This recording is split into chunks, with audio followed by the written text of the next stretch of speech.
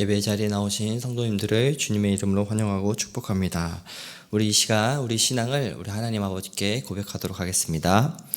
전능하사 천지를 만드신 하나님 아버지를 내가 믿사오며 그 외아들 우리 주 예수 그리스도를 믿사오니 이는 성령으로 잉태하사 동정녀 마리아에게 나시고 본디오 빌라도에게 고난을 받으사 십자가에 못 박혀 죽으시고 장사한 지 사흘 만에 죽은 자 가운데서 다시 살아나시며 하늘에 오르사 전능하신 하나님 우편에 앉아 계시다가 저리로서 산 자와 죽은 자를 심판하러 오시리라. 성령을 믿사오며 거룩한 공회와 성도가 서로 교통하는 것과 죄를 사하여 주시는 것과 몸이 다시 사는 것과 영원히 사는 것을 믿사옵나이다. 아멘. 저희 다 함께 찬송가 268장 죄에서 자유함을 얻게 함을 찬송하도록 하겠습니다.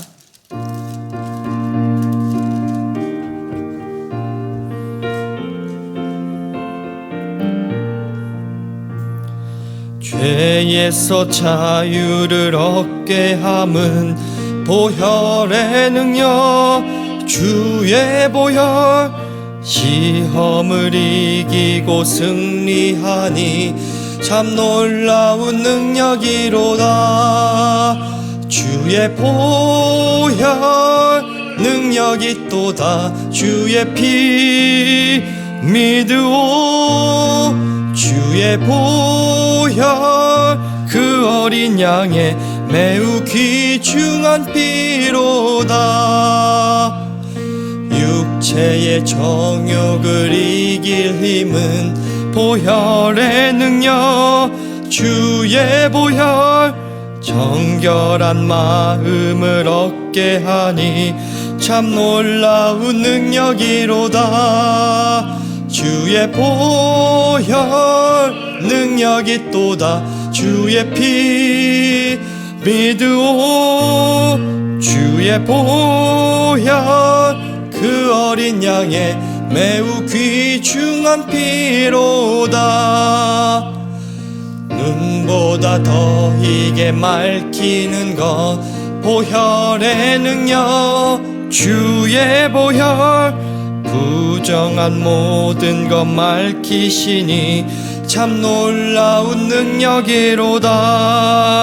주의 보혈 능력이 또다. 주의 피 믿으오. 주의 보혈 그 어린 양의 매우 귀중한 피로다.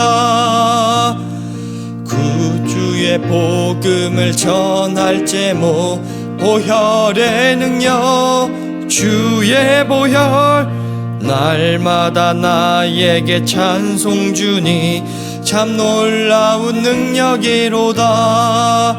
주의 보혈 능력이 또다. 주의 피 믿으오.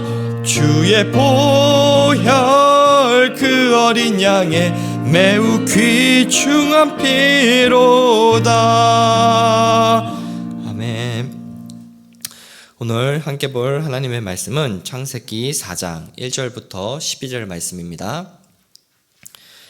창세기 4장 1절부터 10절 말씀 한 절씩 교독으로 읽고 마지막에 합독으로 같이 읽도록 하겠습니다. 아담이 그의 아내 하와와 동침하매 하와가 임신하여 가인을 낳고 이르되 내가 여호와로 말미암아 득남하였다 하니라. 그가 또 가인의 아들 아벨을 낳았는데 아벨은 양치는 자였고 가인은 농사하는 자였다. 세월이 지난 후에 가인은 땅의 소산으로 제물을 삼아 여호와께 드렸고 아벨은 자기도 양의 첫 새끼와 그 기름으로 드렸더니 여호와께서 아벨의 그의 제물은 받으셨으나 가인과 그의 제물은 받지 아니하신지라. 가인이 몹시 분하여 안색이 변하니 여호와께서 가인에게 이르시되 그가 분하여 되며 안색이 변함은 어찌 됨이냐. 내가 선을 행하면 어찌 낯을 들지 못하겠느냐. 선을 행하지 아니하면 죄가 문에 엎드려 있느니라. 죄가 너를 원하나 너는 죄를 다스릴지니라. 가인이 그의 아우 아벨에게 말하고 그들이 들에 있을 때에 가인이 그의 아우 아벨을 쳐 죽인지라. 여호와께서 가인에게 이르시되 내 아우 아벨이 어디 있느냐. 그가 이르되 내가 알지 못하나이다. 내가 내 아우를 지키는 자니이까. 이르시되 내가 무엇을 하였느냐. 내 아우의 핏소리가 땅에서부터 내게 호소하느니라. 땅이 그 입을 벌려 내 손에서부터 내 아우의 피를 받았은즉 내가 땅에서 저주를 받으리니 내가 밭을 갈아도 땅이 다시는 그 효력을 내게 주지 아니할 것이요 너는 땅에서 피하여 유리하는 자가 되리라. 아멘. 사람의 죄가 이 세상에 들어옴으로 말미암아 하나님과 인간 사이의 그러한 수직적인 그 관계는 파괴가 되었음을 어제 살펴보았습니다. 그리고 죄의 영향은 하나님과의 그 관계뿐만 아니라 부부 간의 그 관계도 갈등을 초래하였는데요. 이 죄의 영향력은 부부 사이를 갈라놓는 것으로 끝마쳐지지 않고 피를 나눈 형제 사이도 상제 사이의 그 관계도 여지없이 파괴하는 것을 본문을 통해서 알게 됩니다. 오늘 본문은 아담과 하와가 죄로 인해 에덴 동산에서 쫓겨나게 되고 그 자녀들을 낳는 것으로 말씀의 전개가 됩니다. 특별히 오늘은 두 아들을 언급하는데요. 저희가 잘 아는 그 가인과 아벨입니다. 가인은 농사를 하는 자였고 그의 아벨은 양을 치는 그런 일을 하는 것을 본문 2절까지 이야기하고 있습니다. 이제 시간이 지나서 이제 가인과 아벨은 이 두 사람이 드리는 그 제사, 이제 그 예배의 그 모습이 등장하게 됩니다. 두 사람 모두가 같은 대상인 그 하나님께 예배를 드렸습니다. 하지만 하나님께서는 가인과 아벨의 그 예배 중에서 가인의 예배는 받지 않으시고 아벨의 예배는 받으시는 것을 보게 됩니다. 본문 3절부터 5절의 말씀입니다. 세월이 지난 후에 가인은 땅에 소산으로 제물을 삼아 여호와께 드렸고 아벨은 자기도 양의 첫 새끼와 그 기름으로 드렸더니 여호와께서 아벨과 그의 제물은 받으셨으나 가인과 그의 제물은 받지 아니하신지라. 가인이 몹시 분하여 안색이 변하니. 저희가 이 본문을 통해서 한 가지 발견할 수 있는 것이 있습니다. 하나님께서는 모든 그 예배를 다 받는 것은 아니라는 겁니다. 분명히 가인도 자신의 소산물로 하나님께 예배를 드렸고 아벨도 동일하게 하나님께 예배를 드렸지만 하나님께서는 오직 아벨의 예배만을 받으셨습니다. 그렇다면 저희는 여기서 이제 질문이 생깁니다. 왜 하나님께서는 가인의 예배를 받지 않으시고 아벨의 예배만을 받으셨을까라는 그 질문입니다.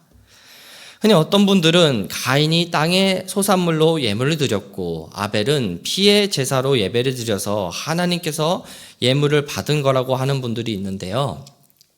예물에 대한 이유로 하나님이 예배를 받지 않으신 것은 아닙니다. 예물에 대한 문제보다는 예물을 드리는 그리고 예배를 드리는 그 예배자들 당사자의 그 문제가 있었기 때문입니다. 히브리 문학에서는 단어 하나하나가 주는 의미가 굉장히 큽니다. 그래서 앞에 붙는 그 수식어 하나가 본문을 해석하는 데도 굉장히 중요한 포인트가 되는데요. 아벨이 제사를 드렸을 때 그 아벨이 드린 그 예물을 묘사하는 것을 보게 되면요. 첫 열매 그리고 기름진 것이라는 그런 예물에 대한 묘사가 있는 것을 보게 됩니다. 이는 아벨이 자신에게 있는 것 중에서 가장 좋은 것을 드렸음을 저희는 알 수 있습니다. 아벨은 하나님께 이제 예배하러 나가기 위해서 정성을 다하면서 준비하며 나아갔던 것이지요. 저희가 잘 아는 대로 히브리서 11장 4절 말씀에 보면은 이에 대해서 아벨은 믿음으로 제사를 드렸다라고 히브리서 11장 4절 말씀을 보면 알 수가 있습니다. 이에 반해서 가인이 드린 그 예물에 대한 저희가 묘사를 한번 살펴보면요. 땅의 소산물이라는 그 단어 외에는 어떠한 묘사도 없는 것을 보게 됩니다. 즉 아벨은 자기의 짐승들 중에서 가장 좋고 기름진 그러한 양을 제물로 선별해서 하나님께 나아갔지만 가인은 별 생각 없이 그냥 아벨이 하니까 그저 어떤 형식만을 갖춘 채로 하나님께 예배하러 나아갔던 겁니다. 아벨은 마음속 깊은 곳에서 우러나오는 그런 예배를 드렸지만 가인은 형식만을 갖춘 그런 마음이 없는 예배를 드렸던 겁니다. 이는 우리에게 있어서 예배를 드림에 있어서 하나님께서 무엇을 보시는지를 깨닫게 해줍니다. 저희가 잘 아는 그 사무엘상 16장 그 7절 말씀에 사람은 외모를 보거니와 여호와는 중심을 보느니라 라는 그 말씀이 있었죠. 예배에 있어서 중요한 것은 어떤 재물이 아니라 화려한 예물이 아니라 하나님을 향한 순수하고 정성을 당하는 우리의 마음이 중요하다라는 것을 오늘 본문은 이야기하고 있습니다. 무엇보다 가인과 같이 형식적으로 예배 드리는 것은 하나님께 범죄하는 일이기도 하고 하나님께서는 이러한 예배를 받지 않으심을 본문은 강력하게 이야기하고 있습니다. 그리고 이제 이렇게 하나님께서 가인의 예배를 받지 않자 가인은 지금 몹시 화나는 그러한 태도로 나아가고 있습니다. 그리고 이런 가인에게 하나님께서는 그의 그러한 잘못된 행동이 그 마음이 다시 교정되기를 바라시면서 그의 마음에 문제가 있었던 그 죄가 그를 지배하지 않고 그가 죄를 다스리며 살아가기를 바라시는 그 마음을 하나님께서는 7절 말씀을 통해서 이야기하고 있습니다. 하지만 가인은 하나님의 이 질문에 답변하지 않고 그저 분노의 그런 참 마음을 갖고 하나님의 말씀을 거부하는 것을 보게 됩니다. 이는 가인의 그 마음 속에 하나님을 기쁘게 하는 그 마음이 조금도 있지 않다라는 것을 보여주는 대목이기도 합니다. 하나님의 말씀을 거역하고 거부하는 그 가인의 그 마음은, 그의 감정은 화나는 것으로 맞춰지지 않고 이 마음은 질투의 그 마음으로 번지게 되었고 이 질투는 곧 타인을 해치는 행동으로 옮기게 됩니다. 그리고 죄를 다스리지 못한 가인의 그 죄가 가인을 다스림으로써 타국의 그 어떤 모르는 사람이 아닌 자신의 그 친동생의 그 목숨을 해치는 끔찍한 살인으로 옮기게 되는 것을 보게 됩니다. 특별히 이 살인은 서로가 모르는 사이가 아닌 한 가족에서 일어나고 있다는 것을 강조하고 있습니다. 창세기 4장 2절부터 11절 그 말씀을 저희가 보면요, 10절 정도 되는 그 구간에 그의 아우라는 그 핵심 단어가 7번이나 반복되는 것을 보게 됩니다. 앞장에서 죄로 인해 아름다운 부부가 서로 남 탓을 하는 갈등으로 바뀌게 된다는 것을 저희가 살펴봤죠. 하지만 4장에서는 단순하게 그 갈등의 관계를 넘어 이제 목숨을 해치는 그런 관계로 뒤바뀌게 되었습니다. 이는 죄의 영향력이 우리의 삶을 얼마나 파괴적으로 만들고 죄가 점점 더 커져서 사람을 더 잔인하고 악하게 만든다는 것을 알려줍니다. 그럼에도 불구하고 하나님께서는 이 악하고 살인을 저지른 그 가인에게 찾아가십니다. 마치 3장에서 죄를 지은 아담과 하와에게 나타나셨듯이 가인에게도 동일하게 나타나시며 그에게 질문하는 것을 보게 됩니다. 본문 9절 말씀입니다. 여호와께서 가인에게 이르시되 내 아우 아벨이 어디 있느냐? 그가 이르되 내가 알지 못하나이다. 내가 내 아우를 지키는 자니까. 하나님께서는 가인이 아벨을 죽인 것을 분명히 아셨지만 아담과 하와가 스스로의 잘못을 뉘우치기를 바라셨듯이 가인이 돌이키기를 바라는 그 마음으로 질문하셨습니다. 하지만 아담과 하와가 그랬듯이 가인은 자신의 그 죄에서 돌이키지 않았습니다. 오히려 가인은 이곳에서 한 걸음 더 나아가서 완악한 그 마음을 갖고 하나님께 역정을 내며 오히려 따지는 그 모습으로 나아가는 것을 보게 됩니다.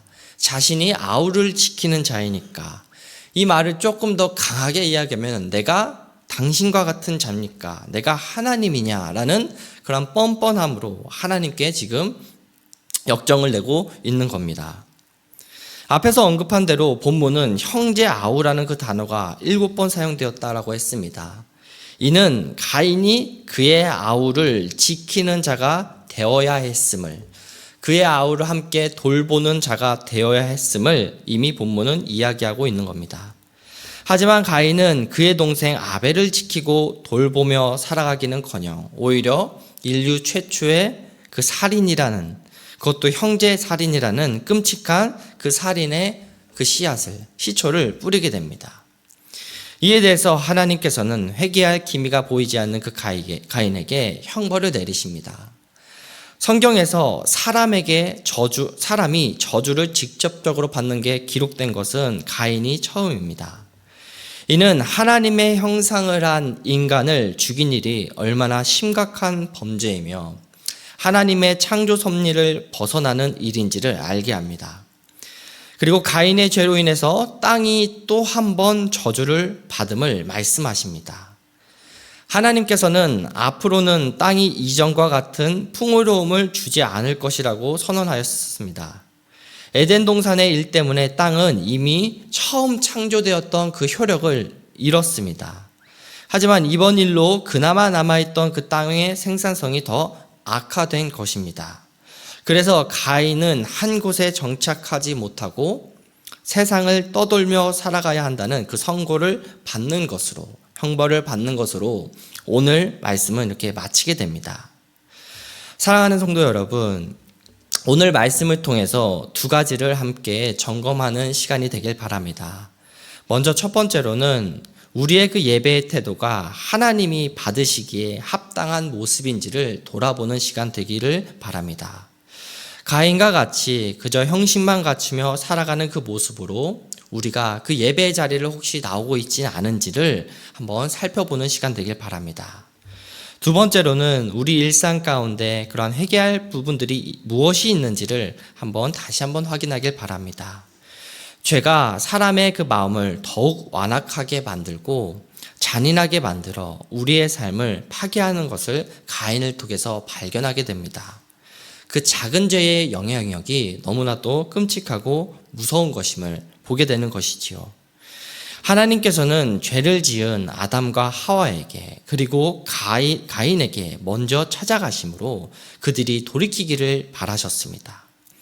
혹시 나의 삶 가운데 하나님께서 돌이키고 깨달아야 하는 그런 부분들이 있다면은 오늘 기도의 자리를 통해서 말씀을 통해서 깨닫게 해달라고 기도하며 나아가길 바랍니다.